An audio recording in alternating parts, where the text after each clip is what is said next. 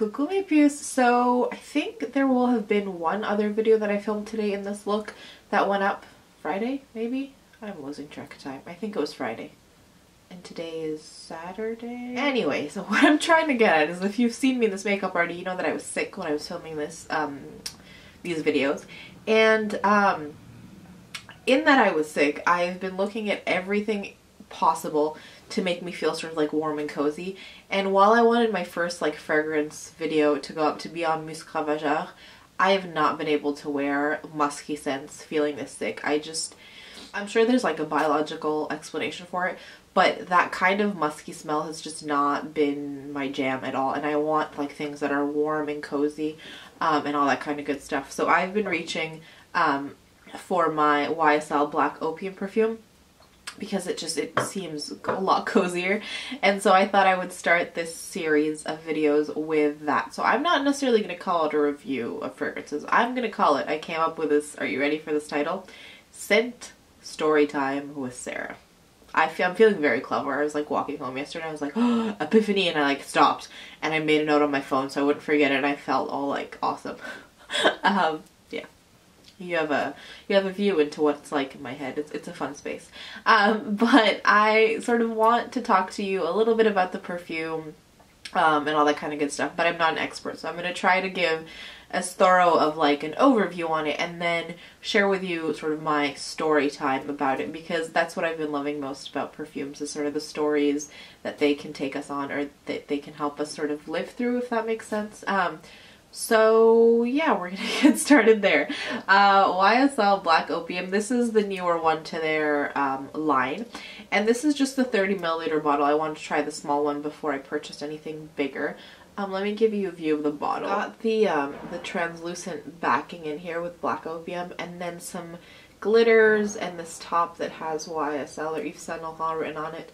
The glitters, I will say, like on the packaging itself, are a little bit cheaper in person than you would expect them to, based on the artwork, but I still think it's a really cool bottle, and I like sort of the little peekaboo effect that it has. I did pull up the Fragrantia website, which has been sort of my go-to recently when I'm looking up perfumes on different sites that I'm thinking about, because it gives you the main, they call them accords, I guess, sort of the main scents that are in that fragrance.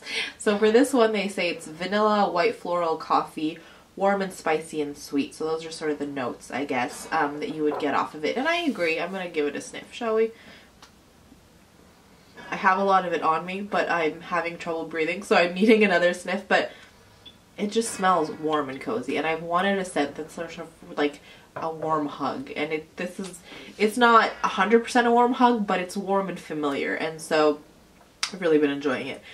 They also had some words about it that I thought were interesting, so I wanted to read them to you. So they said that it's launched in September, so like I said, pretty new to the line. And pretty new to the line. Like I said, it's a pretty new perfume. It's the newest to the line as far as I know. And it's supposed to be a rock and roll interpretation of the classic. So there's a classic Opium perfume that they have. This is their like rock and roll interpretation of it.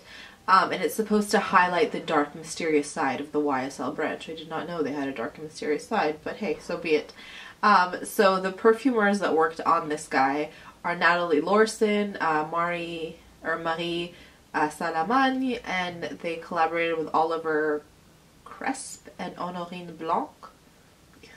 So we thought that me describing the scent was going to be the challenge. Me reading people's names is going to be the challenge. Talk about coffee. That's the main. They say that coffee is the main, like, large quantity of the scent, and I would say it smells like coffee, but not like the main scent is coffee. Like for me, coffee smells very distinct, and if you're going to tout a perfume as being mainly coffee inspired, then this is not what I think of. I think of like opening a bag of coffee beans, you know what I mean? But there is that coffee undertone, I would say. And then additional notes are pink pepper, orange blossom, jasmine, vanilla, patchouli, and cedar. I probably smell the pink pepper and the jasmine and the vanilla more than the cedar. Like it doesn't seem cedar kind of warm, but more like vanilla kind of warm. So yeah, but that's just me. Like with everything that I talk about on this channel, it's my experiences and my thoughts, and everyone has different thoughts in different ways that they smell things and they see things, right? So, yes. So the glitters, or the sequins as they're calling it, on the packaging is supposed to have to embrace that rock and roll. My sentences aren't real sentences, just in case anyone's wondering. It's not you, it's me. I'm not making sense.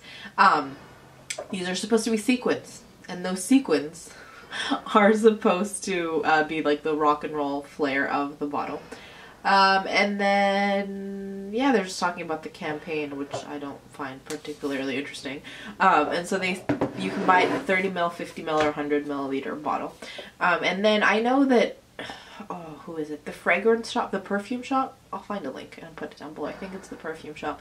They had some different gifts. So I got the 30 milliliter one, and for the same price of just the one bottle, you could get the 30 milliliter and like a roller ball. And then the 50 milliliter, you got some weird, like, sort of almost like a gift with purchase, but it all comes in a set. So I know that if you sort of go through like a Boots or a department store or something like that, sometimes you'll get the gift with purchase, so you'll get more for your money. So that's a way to go about that. So the story associated with this, and the story that this takes me on, is what I will share with you. Sorry, I just need to smell it again. So I think I told you in my fortnightly favorites. Was it fortnightly? It might have been November favorites. I think it was November favorites. I'll link that video down below. I told you I like this fragrance because it reminds me of like my grandmother, but my grandmother's perfume, if there was like a Sarah version of it. I've been trying and racking my mind of a better way to say it, but I can't. So it's basically a Sarah version of my grandma's perfume, which makes sense. If they're saying that it is like a more rock and roll version of their classical scent, it makes sense that that's the way I would sort of connect with it. My grandmother didn't have this particular, like, she didn't have the Opium scent from YSL. But if it's sort of a recreation on a classic, it makes sense that that's the way I can sort of relate to it. And it's interesting that I came to that place without having read that description first, right? So I think what it reminds me of is my grandmother, in my grandmother's house, on her vanity. Sorry, I'm going to get emotional. I'm trying to hold it together because there's enough blowing my nose happening that's moving my makeup around. I don't need tears as well. Like, I'm trying to get through this filming day. But she had this really gorgeous vanity, and it was one of those vanities that was like the dark wood with the really beautiful ornate mirror. And so I remember I would sort of run in and sneak in there, and you could always, as soon as you walked in through the door, you could always sort of smell that scent. And keep it together. On her vanity, there was a bunch of scents always, and so I was never really brave enough to like go reach and hold something, because the last time I'd like, okay, so story time, like full on story time, here we go. Because last time I had gone to her room and picked something up, she was going to teach me how to tell time, and so I picked up this little clock and I was so excited, and I ran to go show it to her, and then I dropped it and I broke the clock, and then we didn't have time to teach me. She didn't yell at me because she was like that, just incredibly loving always, but I got to miss out on an afternoon of her teaching me how to tell time because I broke the clock. And so I had this fear of touching anything in her room ever again after that. Anyways, so I would always just sort of like stare at the perfume bottles, and the one that smelt the most, sort of like this one, if I can at all recall what it was, I will try to list it below, but I really doubt that I will remember what those bottles were. I was like 5 or 6 at the time. But I just remember looking at them and being so enamored and closing my eyes and taking a deep like breath in and smelling sort of her around me. And so that was the smell that I remember. And I think I gotta get out the last part of the story, and I'm not gonna get emotional. I can make it.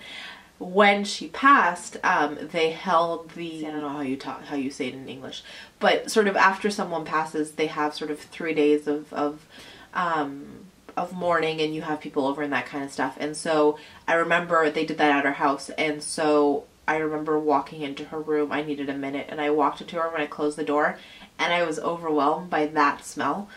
We're gonna get through this. And so that's the smell that I associate with her. And so although maybe one day it would be great to figure out what that scent was, so I could get a bottle of that too, I really love that this scent reminds me of her, but it feels like me at the same time. So all that being said, that is my first scent story time about this great guy. I am so excited to play with it, and I know that I will probably be repurchasing it as soon as I finish it. And yeah, that's what I wanted to share with you guys. Let me know if you've tried this perfume, a few of your own story that you associate with it, or what else you want to recommend. I know in my last video when I was talking about fragrances, I told you guys that I was sort of into the muskier scents, but I've now realized that I can't always be musky intense. There are days when you're sick or you feel gross and you just want like a big hug of a fragrance. So leave me your favorite sort of warm and cozy fragrance recommendations down below. Hope you enjoyed this first video in this series. Next week I'm thinking I want to do Musc Ravageur, but we'll see what comes on the plate next week. If I can get these done on Saturday, it will be Scent Story Time with Sarah on Saturday. I love alliterations. I love them. So hopefully keep an eye out for the next one next Saturday. And I'm going to do 3 points of positivity and then I will be done. So my first point of positivity, sorry, the lighting went all weird. Anyways, is Sweet Little Bilal's first words. Rana sent me an amazing video the other day and I was having an off day, and when I watched it I couldn't help but smile, like all the way to back here. You know those smiles like that hit all the way to the back of your ears? If you don't know Rana, she is Patchouli here on YouTube. I will link her channel down below. Sweet Little Bilal makes a couple cameos in her videos and he's just the most adorable child, and I wish them all nothing but happiness, success, and health, because they're just a remarkable family and they always make me smile. So it's definitely my first point of positivity. My second point of positivity, I forgot, hold on. Do colds incite like just memory lapses? Because can we blame it on the cold, or it's just me and not being able to focus today?